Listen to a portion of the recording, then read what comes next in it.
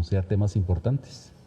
Les ruego por favor a todos los reporteros pasarse al frente y dejar solamente a los camarógrafos atrás para guardar el sano distanciamiento.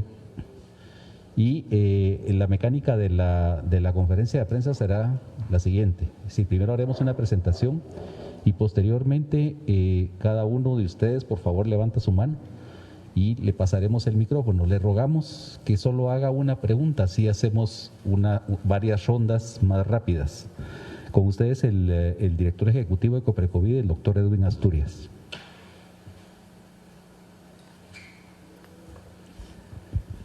Gracias, Gustavo. Buenos días a la población de Guatemala. En otro día martes, buenos días a los medios de comunicación. Gracias por estar aquí con nosotros. Como cada semana vamos a dar un panorama sobre la situación de la epidemia en el país y vamos a pasarnos a un par de temas que creo que van a ser importantes para todos nosotros y que habíamos anunciado ya en algún momento. Primero, quisiera iniciar, no como he iniciado otras veces viendo la curva de Guatemala, sino realmente comparándonos con otros países, y estos son los países centroamericanos en términos de la curva que cada uno de ellos ha tenido en los últimos meses. Quisiera hacer notar que tanto Panamá como Costa Rica son los dos países que más pruebas están haciendo y que tienen un sistema bastante bueno de búsqueda activa de casos. Podemos ver cómo Panamá tuvo su pico de la epidemia muy similar al resto de países centroamericanos, pero que encuentra en este momento hacia una baja y se ha quedado en una meseta muy parecida a la que Guatemala tiene. Costa Rica, que nosotros veíamos muy de cerca por su eficacia de haber contenido la primera ola, ha sufrido lamentablemente una ola de epidemia muy grande. Pero tengo que enfatizar que el sistema de atención primaria de Costa Rica mantiene un nivel de mortalidad muy bajo para esta epidemia, y eso es muy de aplaudir a nuestros hermanos costarricenses. Pero lo más interesante es comparar a Guatemala con El Salvador, Honduras y México, y vemos que por millón de habitantes nuestra epidemia es muy similar en el proceso de cómo se ha venido comportando. Siguiente, por favor.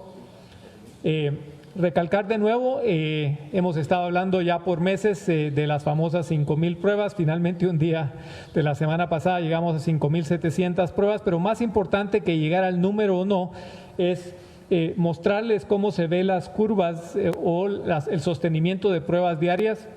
Y por primera vez en las últimas 2 semanas vemos un sostenimiento por arriba de las 4,500 pruebas, y eso nos alienta en el sentido de que el aumento de pruebas a nivel nacional continúa mejorando a través de las estrategias que el Ministerio de Salud está poniendo en marcha. No solo las unidades móviles, sino que el hecho de que muchos municipios ya se han integrado al proceso de hacer más pruebas en su población. Siguiente, por favor. De nuevo aplaudimos el llamado que hicimos a la Municipalidad de Guatemala y a los distritos y áreas de salud de Guatemala Central, que sabíamos que había habido una caída de pruebas en septiembre, pero han levantado dramáticamente su número y capacidad de hacer pruebas, han recuperado casi el nivel de pruebas que hacían durante el pico de la epidemia, y eso nos ayuda. Muchas de estas pruebas ahora están siendo realizadas por el sistema público de salud y no necesariamente por laboratorios privados, y de nuevo eso nos da una mejor trazabilidad de la epidemia. Quiero enfatizar ahí, ustedes pueden ver en la línea negra, Guatemala como departamento ya cae casi por debajo del 10% de positividad para pruebas, y eso es producto de esta trazabilidad y de que nos dice que todavía esa segunda ola no está levantándose como teníamos el temor. Siguiente. Entonces, basado en esto, esta es nuestra curva epidémica. Vemos que habíamos tenido como producto del aumento de pruebas un pequeño pico a nivel nacional hace 3 semanas, pero continuamos viendo una caída en el número de casos, y a pesar de que hemos estado haciendo, como les mostré, más pruebas de lo que hacíamos antes, o sea que eso nos alienta en términos de que todavía la epidemia no está mostrándonos una segunda ola de contagio. Pero quiero ser muy enfático, sostenimiento de esta meseta significa que la transmisión comunitaria en la mayoría de departamentos del país todavía está muy activa. Y la manera en que yo quisiera que ustedes pasaran el mensaje es que hay suficiente transmisión de coronavirus en la comunidad, que si usted se quita la mascarilla, usted se infecta. Así que cuídese, mantenga su mascarilla puesta, porque la transmisión comunitaria todavía está muy activa para generar más casos. Siguiente. Solo darles una visión por el aeropuerto, siempre estamos vigilando este sistema, el sistema del aeropuerto continúa siendo muy eficaz. Vemos que con el tiempo han continuado el ingreso de pasajeros más o menos al mismo nivel. Hemos tenido días de hasta 1.200 pasajeros en el aeropuerto desde que se implementó no solo el hecho de que que los viajeros trajeran una prueba de PCR o de molecular, sino también el antígeno. Hemos visto el aumento del número de personas que vienen con antígeno de regreso al país, pero eso creo que es parte del protocolo que habíamos establecido. Hasta este momento se han detectado 4 casos positivos que han venido al país y que han podido ser detectados, se han aislado y se han hecho seguimiento de los contactos, y eso nos dice que el sistema implementado en el aeropuerto está activamente vigilando la posibilidad de importaciones de casos al país. Siguiente.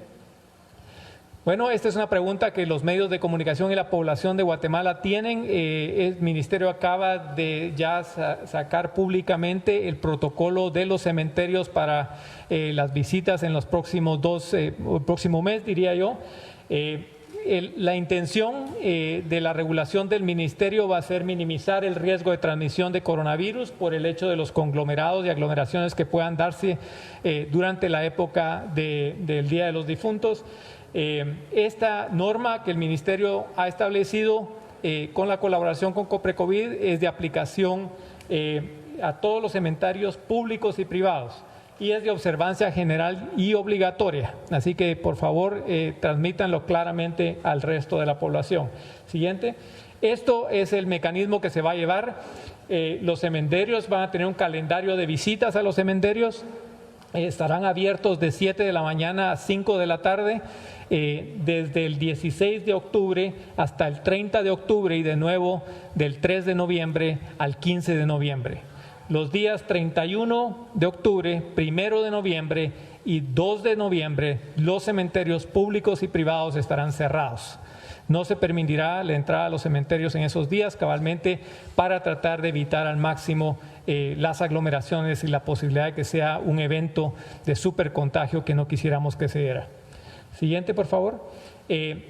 Dentro de estos días que se va a permitir la apertura y la visita a los cementerios para que vayamos a ver a nuestros difuntos, va a haber un aforo por el cementerio por el tipo de municipio. Y esos aforos tienen que depender del tipo de alerta que prevalece en el municipio. Las alcaldías y el Ministerio de Salud estarán vigilantes a que este aforo se dé.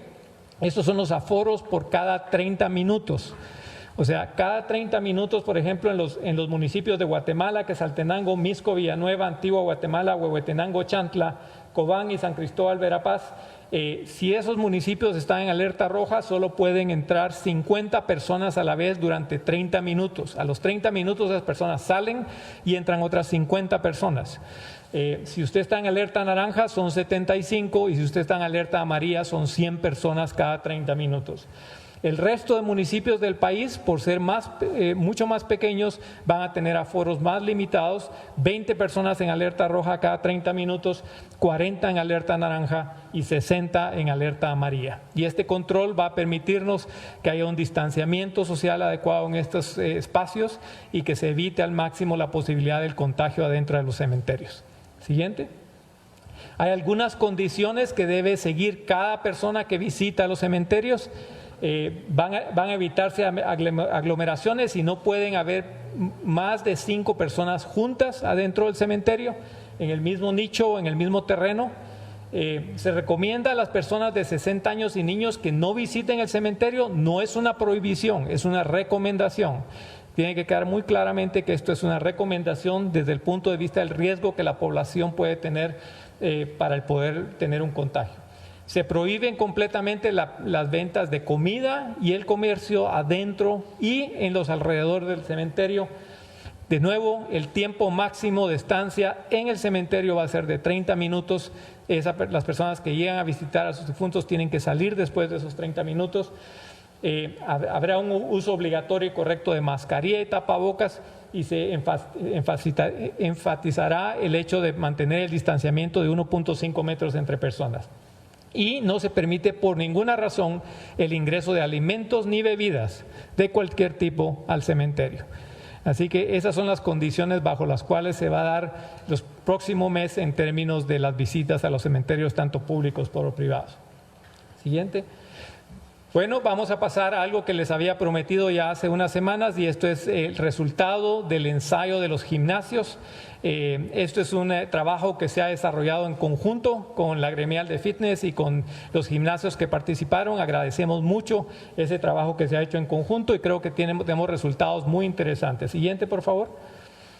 Este ensayo se llevó a cabo del 3 de septiembre al 4 de octubre. Todavía hay unos días más que estamos trabajando en él. Participaron 5.893 personas en 27 gimnasios pertenecientes a 7 cadenas comerciales de gimnasio.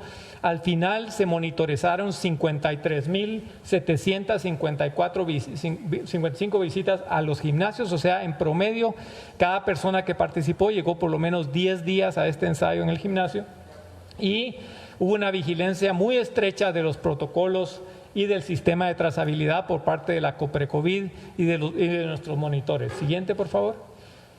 El protocolo incluía que cuando uno ingresaba al gimnasio había un sistema que chequeaba los síntomas y la temperatura, y eso nos permitía saber si en los últimos 14 días un miembro del gimnasio reportaba que había tenido algún síntoma que pudiera ser sospechoso para coronavirus, o había tenido contacto con una persona que había sido positiva a coronavirus, o si se ausentaba por más de 7 días y no daba ninguna razón por la cual se había ausentado, era seguida de una manera más estricta, ¿verdad? Al final se le dio seguimiento a 422 personas en este proceso de seguimiento, o sea, el 7.2%, y esto nos conllevó a ir vigilando que no hubiera casos de coronavirus en este proceso. Siguiente.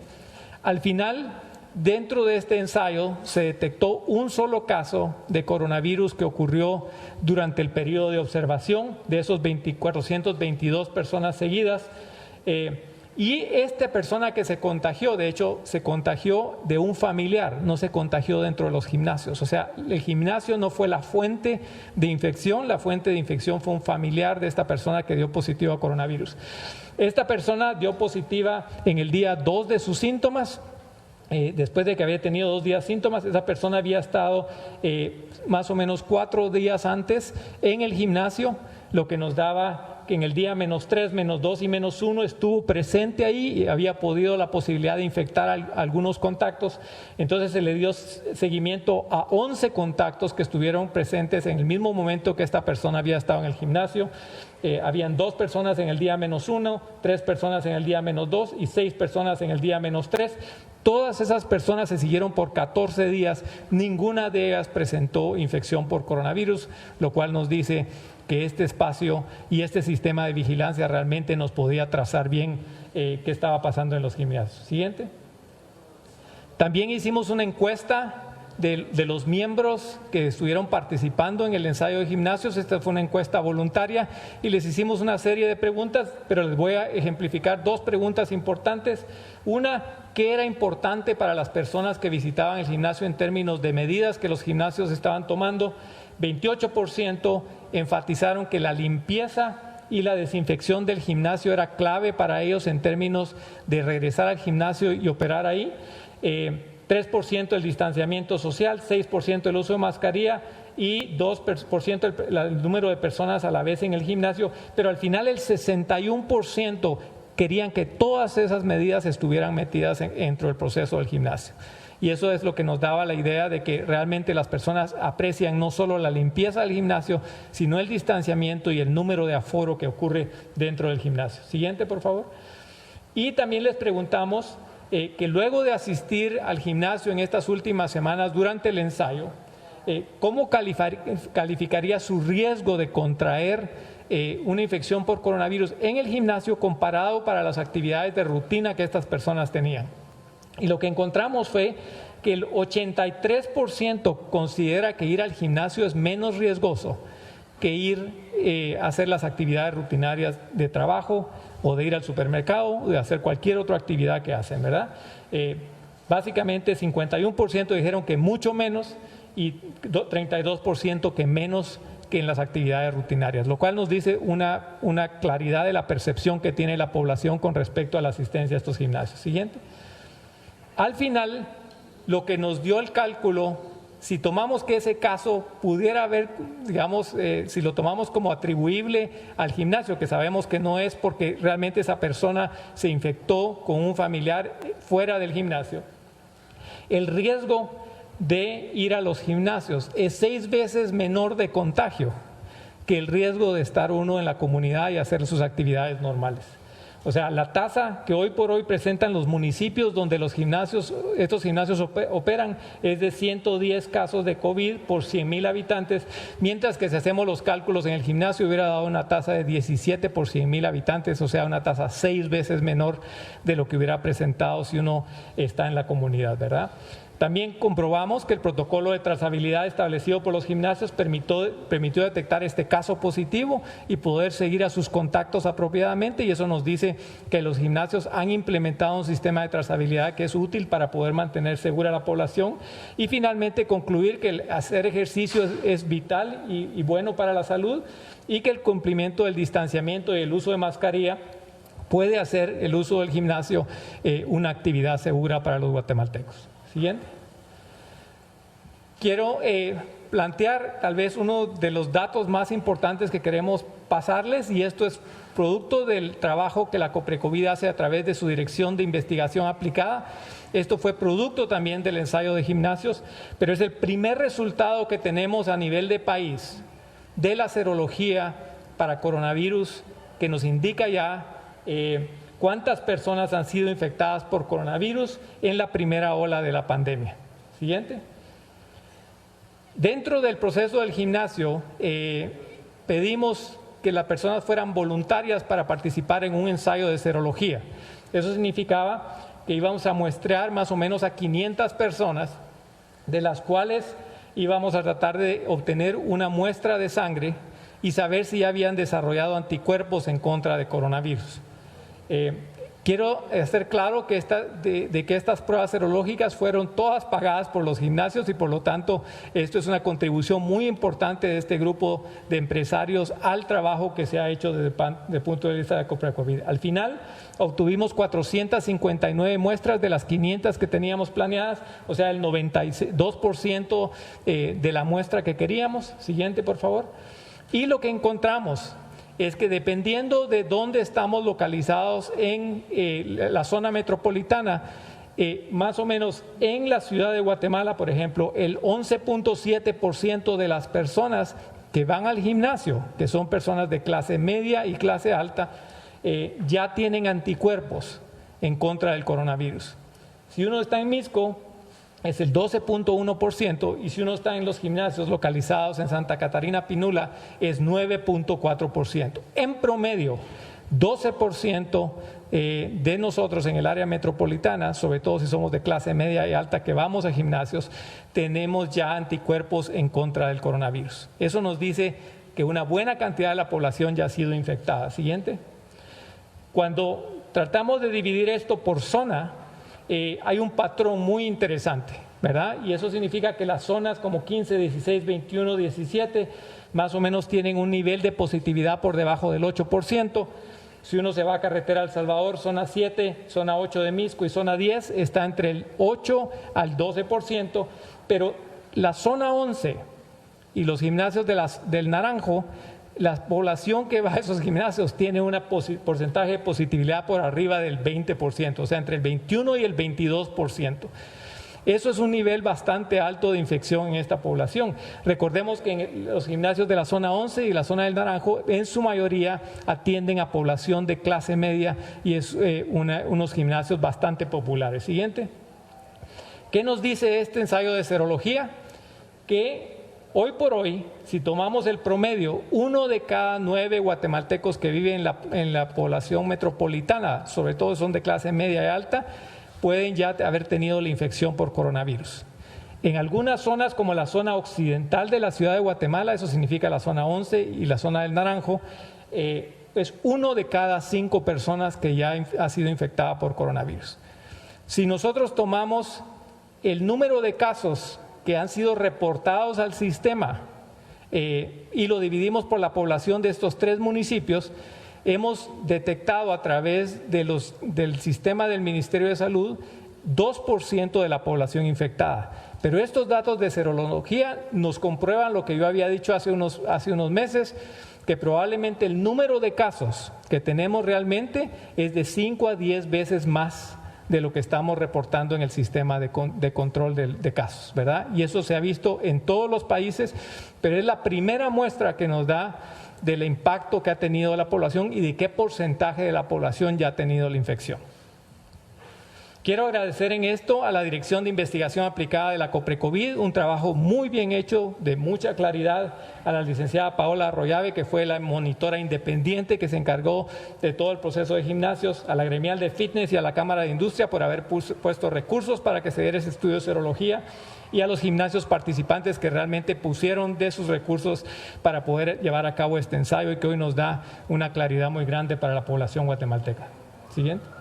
Finalmente, quiero decirle que estos estudios de serología van a continuar, son muy importantes hoy por hoy para ir trazando cómo la epidemia avanza en la población. Ya hay por lo menos 4 estudios ya en camino. Uno es un ensayo que tanto los infectólogos investigadores, conjuntamente con Fundesa y la COPRECOVID, van a hacer en 2,000 trabajadores de salud y en 2,000 servidores públicos, y que va a dar inicio en noviembre. Es un estudio a 6 meses para ir caracterizando cómo avanza la epidemia en los próximos meses. El Ministerio de Salud Pública tiene un estudio que iniciará en noviembre también en trabajadores de salud, 400 de la planta central del Ministerio y 400 personas del Hospital General San Juan de Dios. El ICS tiene un estudio que también hará en trabajadores de salud, que también inicia en noviembre. Y finalmente estamos discutiendo con la Universidad del Valle y el Centro de Control de Enfermedades un estudio a nivel nacional para tratar de caracterizar cuánta población se ha infectado a nivel de los múltiples departamentos del país. Y con esto creo que les dejo para que hablamos preguntas. Muchas gracias.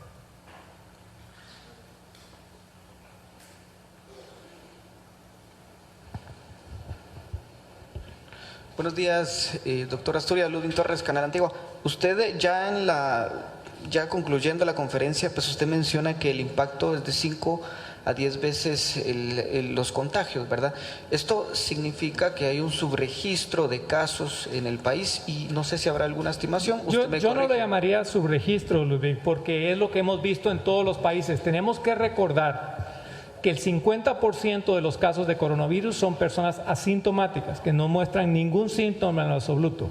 Y hay otro 40% que muestran síntomas muy leves o que apenas duran 1 o 2 días. Esas personas nunca se van a acercar al sistema de salud o hacerse una prueba. Y por tanto, esto es lo que ha ocurrido en todos los países. Si nos vamos, por ejemplo, a Nueva York en la primera oleada de epidemia, el porcentaje de población que había sido infectada por el número de casos que ellos tenían registrados, detectados, era de apenas 1%, y un área como Manhattan tenía el 20% de personas que habían ya tenido prueba positiva para serología en toda la encuesta seroepidemiológica. Y ahora que se han hecho ya varias encuestas seroepidemiológicas en todos los países, España, Italia, el Reino Unido, Estados Unidos, etcétera, vemos el mismo patrón. O sea que más o menos el número de casos que reportan los sistemas a través del diagnóstico de casos agudos es 1/10 de más o menos lo que realmente está ocurriendo, porque la mayoría de casos, al ser asintomáticos o tener síntomas solo transitorios, las personas no se diagnostican y por lo tanto sabemos que hay más infección de lo que está ocurriendo. Pero también nos deja saber que tradicionalmente en las primeras olas de pandemias se ha infectado alrededor del 20 a 30% de la población. Y esto nos dice que la cantidad de personas infectadas en la primera ola en Guatemala es de alrededor del 12%. O sea, 1 de cada 9 guatemaltecos. Y por tanto, todavía para llegar a esa famosa inmunidad de rebaño, inmunidad comunitaria, como le decimos, todavía nos falta mucho trecho, ¿no? para que tuviéramos una protección colectiva o protección comunitaria, debiéramos estar infectados 7 de cada 10 guatemaltecos y por ahorita solo somos 1 de cada 9.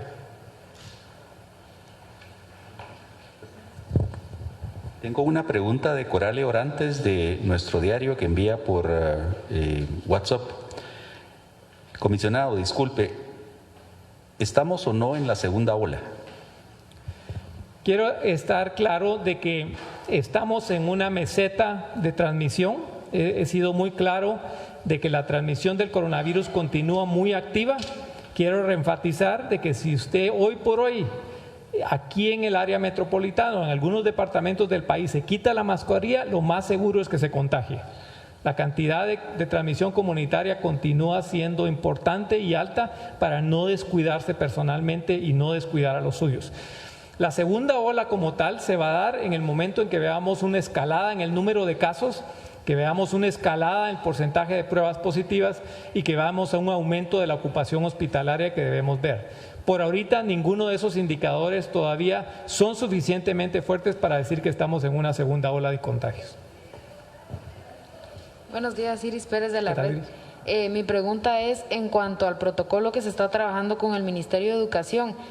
¿Cuáles son los principales factores de este protocolo y para la apertura de escuelas? Gracias. Gracias. La ministra de Educación el día de ayer dio algunas declaraciones con respecto a cómo va inicialmente, potencialmente operar el protocolo. Ellos tienen ya y le han presentado ya a la Coprecovid y al Ministerio de Salud Pública sus protocolos que describen a nivel de cada grupo de personal, digamos, a nivel departamental, a nivel del distrito y a nivel de las escuelas, qué indicaciones debieran seguir tanto profesores, alumnos y personal administrativo. Lo que la Coprecovid tiene que definir conjuntamente con el Ministerio de Salud Pública y el Ministerio de Educación es la estrategia nacional de cómo va a actuar el tablero específicamente para la educación. Eso todavía está pendiente de definir. Estamos tomando las mejores prácticas que se han llevado a nivel internacional. La ministra tiene razón al decir de que hay preocupación de poder abrir cuando uno está en rojo. ¿Por qué? Porque cuando la transmisión está muy alta, y eso es lo que nos dice que el tablero está en rojo, la probabilidad de que los niños se conviertan en un foco de infección es muy alta. Así que todo ese proceso todavía está por definirse. Estaremos trabajando en las próximas semanas y esperamos tener ya en definitiva lo que llamaríamos la estrategia nacional que va a ayudar a terminar los protocolos y definirlos para que podamos tener una claridad de cómo se va a dar el ciclo escolar 2021. Buenos días, doctora Andrea Domínguez, Noticiero Guatevisión Prensa Libre. Doctor, ¿cuáles son en este momento los departamentos que se encuentran con más casos o que igual ya se tenga previsto también el arranque de la segunda ola? No sé si también ya tendrán alguna respuesta de los departamentos como Zacapa, que estaban ya anunciando desde hace un par de semanas un segundo repunte. Sí, todavía vemos departamentos que continúan teniendo altos niveles de casos. Vemos a San Marcos, Alta Verapaz, Huehuetenango, vemos también un poco de actividad en Jutiapa y Jalapa, en la parte, digamos, oriental del país. Petén tenía también una actividad importante en algunos de sus municipios. Zacapa había tenido ese pequeño aumento de casos que después nunca se concretó como una segunda ola y no vemos en este momento todavía una segunda ola en muchos de estos departamentos. Vemos departamentos que mantienen una transmisión alta, dentro de esto los departamentos fronterizos como San Marcos, que han realmente tenido una actividad sostenida en términos de la transmisión de coronavirus.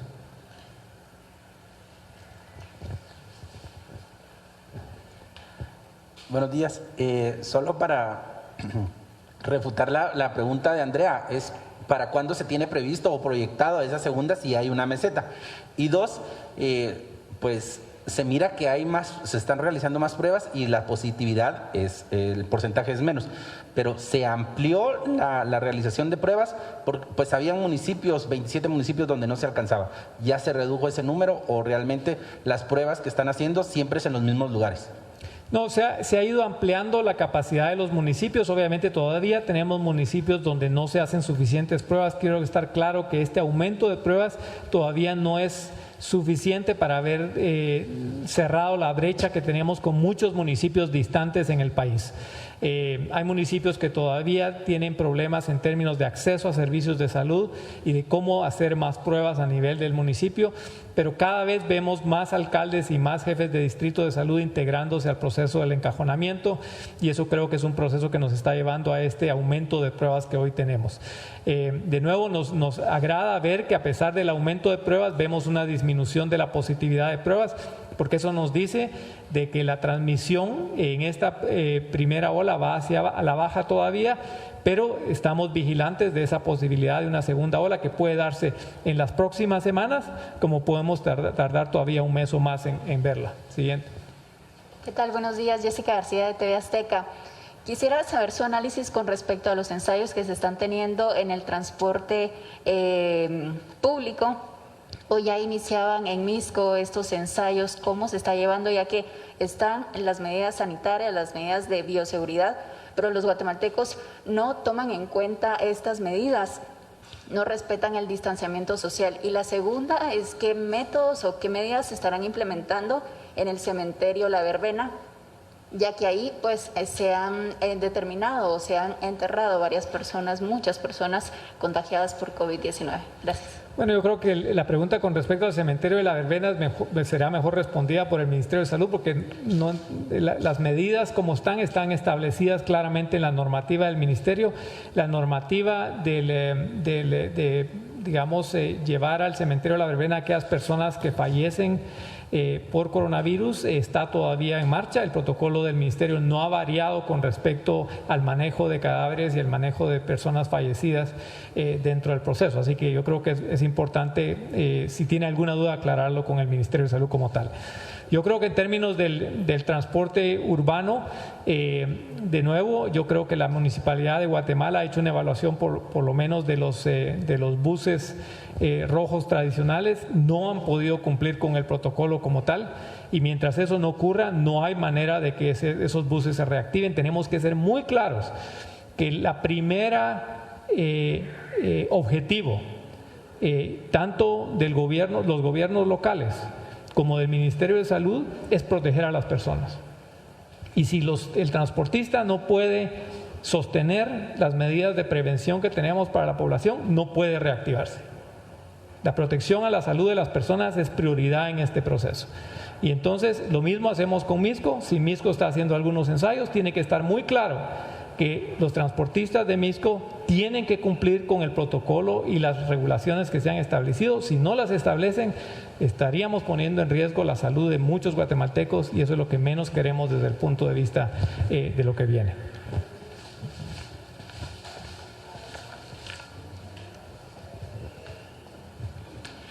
Director, ¿cuál es el nivel de mortalidad y letalidad después de la apertura del país? No sé si ya se tiene algún porcentaje en esto, teniendo en cuenta pues, lo reciente que ha sido, ¿verdad?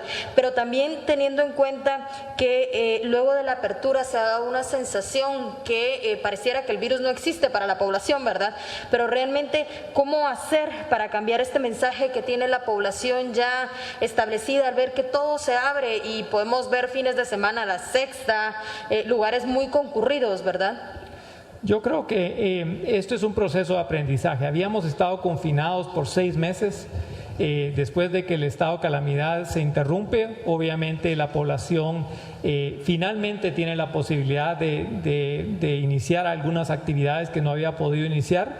Sabemos que hay un proceso de ajuste y ese ajuste lo estamos viendo ya ocurrir. Creo que los guatemaltecos en su mayoría está siguiendo las regulaciones y las indicaciones del Ministerio de Salud. Hay siempre 1 de cada 10 guatemaltecos que va por su lado y que piensa que este virus no le va a afectar hasta que realmente le afecta. Esto lo vemos aquí, lo vemos en la Casa Blanca de los Estados Unidos, así que no hay diferencia entre la población guatemalteca y otras poblaciones. Creo que tenemos que tomar este virus con seriedad. Ha producido mucha muerte y ha producido mucha enfermedad en la población guatemalteca y no queremos que eso continúe.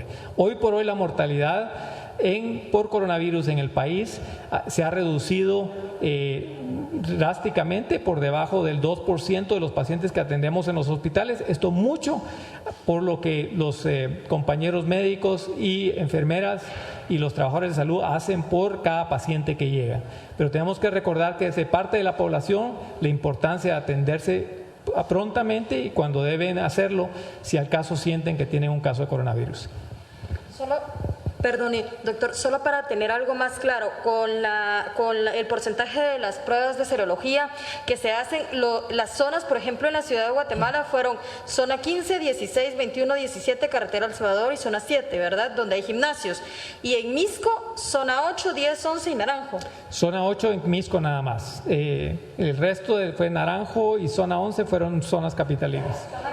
Sí, la única zona del Misco donde se participó fue en la zona 8 de Misco. ¿Y la segunda vuelta, doctor, perdone, para cuándo la tienen prevista? ¿La segunda vuelta de qué? La segunda ola de casos, perdone. De nuevo, voy a ser enfático que hemos estado vigilando muy de cerca el número de casos, hemos estado vigilando los indicadores que se tienen a la vista. Por ahorita había preocupación hace un par de semanas por ese aumento que habíamos visto en el número de casos y en el porcentaje de positividad, pero volvemos a ver de nuevo un aplanamiento, lo cual nos dice que a pesar de esta interrupción del estado de calamidad, de nuevo pareciera estarse conteniendo por este momento el número de casos a nivel, sobre todo de la zona metropolitana y central, pero también a nivel nacional. Continuaremos vigilando esto. A veces cada reapertura que hacemos tarda más o menos entre 2 a 6 semanas en ver los efectos, así que seguiremos vigilando muy de cerca qué pasa en los próximos meses. Doctor Asturias, buenos días. Nuevamente Ludwig Torres, Canal Antigua. Sí. Quiero insistir en el tema de los contagios. Usted pues descarta que haya un subregistro, pero ¿cómo llamarle a aquellos casos entonces en donde las personas saben que tienen el virus, pero no acuden a un centro asistencial, no se realizan la prueba y bueno, de hecho pues contagian a más personas? ¿Cómo llamarle a estos casos entonces? Es que para mí un subregistro tiene que ver que cuando yo debiera estar registrando el caso, pero no lo puedo registrar o no lo registro por algún problema en el sistema. En este caso, el 50% de estas personas que se infectaron nunca supieron que tuvieron el coronavirus. O sea, de hecho, a las personas que participaron en el ensayo de gimnasio les preguntamos si usted ya había tenido coronavirus y solo el 4% de ellos nos respondieron que sí.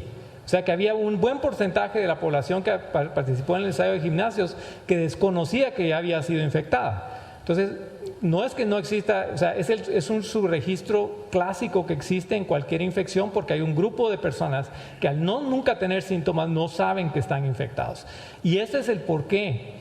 Todavía hoy por hoy, la razón principal por la cual tenemos todos que usar la mascarilla y no quitárnoslas y no hacer fiestas y no aglomerarnos y mantener nuestra distancia social es cabalmente por esas personas que no saben que están infectadas y que cuando se reúnen con nosotros parecieran que estuvieran completamente normales, pero son infecciosas. De ahí vienen esos contagios clásicos que estamos viendo en los grupos poblacionales. Cabalmente esa persona que no tiene síntomas, que no sabe que ya se infectó y que transmite a los demás. Lo que debemos saber hoy por hoy es que a menos que usted esté con la familia con que usted vive, de ahí para afuera usted no sabe quién está infectado. Y por lo tanto, use su mascarilla, mantenga su distanciamiento social, no se aglomere porque su posibilidad de infectarse sigue siendo alta. Muchas gracias. Bueno, muchas gracias, señores periodistas. Agradecemos mucho su asistencia a esta conferencia de prensa. En el chat de periodistas encontrarán ustedes el documento que emitió la guía que emitió el Ministerio de Salud Pública con respecto a las visitas a cementerios y también la presentación de la conferencia de prensa de hoy. Y les reitero su